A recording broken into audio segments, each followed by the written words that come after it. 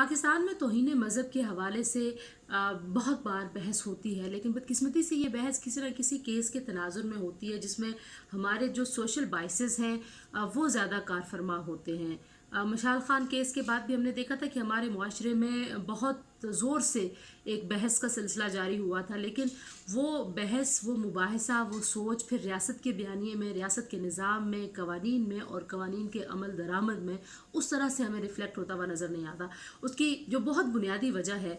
इस पहलू तही की मैं कहूँगी, और ये जो नज़रअंदाज हो जाता है ये बहुत संजीदा मामला, बुनियादी वजह तो यही है कि रियासत को चलाने वाले इदारे सियासत में बहुत ज़्यादा इंडल्ज है और उनकी सियासत जो है वो शख्सियात के इर्द गिर्द घूमती है। लिहाजा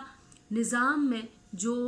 ख़राबियाँ हैं जिसकी वजह से इस माशरे की एग्जिस्टेंस बार बार थ्रेटन होती है, उसकी तरफ उनकी नज़र नहीं जाती। जुनैद हफीज़ के केस में भी यही हो रहा है जनाब के वहाँ पे जिन बुनियादी नुकात की बिना पर उन पे इल्ज़ाम आयद किया गया था, इस्तगासा के पास उसके हवाले से कोई शवाहिद और कोई सबूत नहीं है। बदकिस्मती से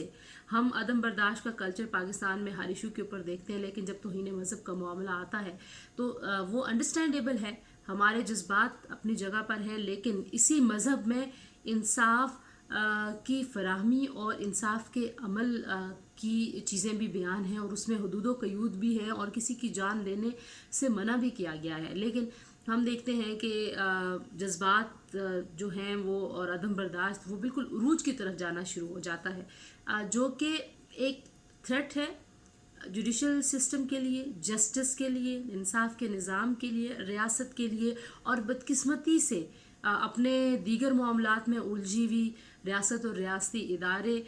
जब भी ऐसा कोई दबाव आता है उन एलिमेंट्स की तरफ से जो तौहीन मज़हब के मामले को एक्सप्लॉइट कर रहे होते हैं, तो वो हमेशा उस दबाव से दब जाती है रियासत, और कानून भी दब जाता है। आइन अगरचे बड़ी फसाहत के साथ ये सारी चीज़ें उनका तयन कर चुका है, उनकी लिमिट्स, उनकी लाइंस, हर एक चीज़ ड्रा हो चुकी है, लेकिन क्योंकि रियासत की सोच में हमें संजीदगी नहीं नज़र आती तौहीन मज़हब से जुड़े मामलात को लेके, और मुआशरे में जिस तरह की तरबियत की, जिस तरह की बर्दाश्त के कल्चर की, जिस मजहबी हम आहंगी की ज़रूरत है, उस ज़रूरत पर भी, और बिलखुसूस डायलॉग का जो कल्चर है, इख्तलाफ राय का जो कल्चर है,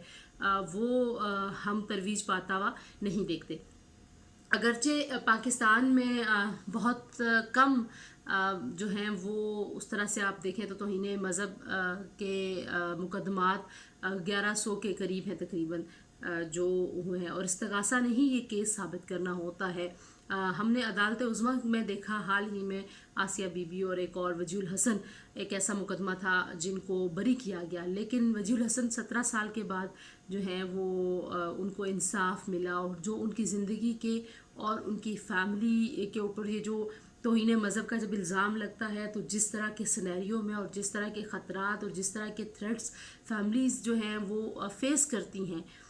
उसकी तलाफ़ी निज़ाम कैसे करेगा, ये वो सवाल है जो निज़ाम को सोचना चाहिए। जुनैद हफीज़ के मुकदमे में भी मुझे लगता है कि रियासत के आला इदारों को, आला अदलिया समेत, अगरचे वो ज़ाहिर है चैलेंज करेंगे अपनी पंजाब की अदालत की तरफ से जिनको सज़ाए मौत सुनाई गई है, वो जो कानूनी प्रोसेस है वो तो वो चलाएंगे, लेकिन इतने सालों से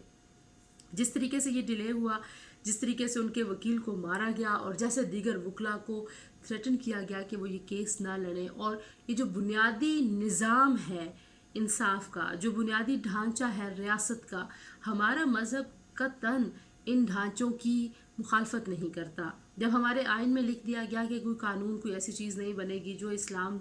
से मुनाफी हो, तो फिर कुछ ग्रोहों को, कुछ लोगों को इस कानून और आइन को अपने हाथ में लेने और अपनी मर्ज़ी की तशरीह करके किसी शख्स से किसी तरह का कोई बुग़्ज़, कोई अनाद, कोई दुश्मनी पूरी करने का मौका नहीं मिलना चाहिए। और अगर मशाल ख़ान जैसी जितनी भी जाने गई, कोई 60 से ज़ायद ऐसे लोग हैं जो मावराए अदालत कत्ल हुए, तो वो कत्ल हमारी रियासत के सर पर आता है, वो हमारी रियासत की नाकामी है। और हमने इन तमाम मुकदमात से, इन तमाम मामलात से और इस तरह के जितने भी केसेस आज तक रिपोर्ट हुए हैं और उन केसेस की पैरवी करने वाले लोगों ने जो तकलीफ़ें बर्दाश्त की हैं,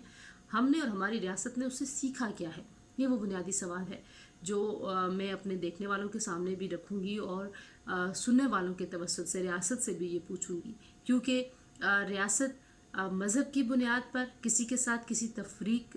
کی فریق نہیں بن سکتی. ریاست کسی کو انصاف کی فراہمی میں کوئی بھی رکاوٹ ہو، کسی بھی طرح کا احتجاج ہو، اس کی فریق نہیں بن سکتی. اور ریاست کی بنیادی ذمہ داری ہے کہ وہ تحفظ فراہم کرے. اور سوشل میڈیا پہ بہت ساری باتیں چل رہی ہیں. جنید حفیظ کی رہائی کے لیے کیمپینز بھی چل رہی ہیں، پٹیشنز بھی چل رہی ہیں، لیکن میرا خیال ہے کہ ریاست کو کچھ معاملات پہ زیادہ تندہی سے،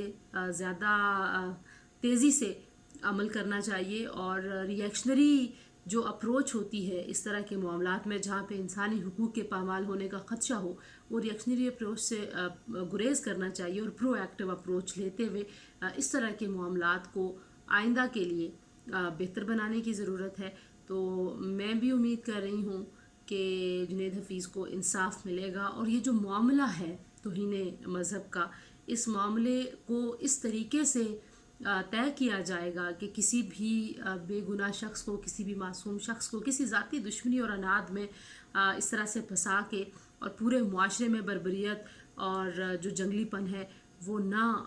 پھیل سکے. اور اسی میں ہم سب کی، اسی میں ہمارے معاشرے کی بھلائی.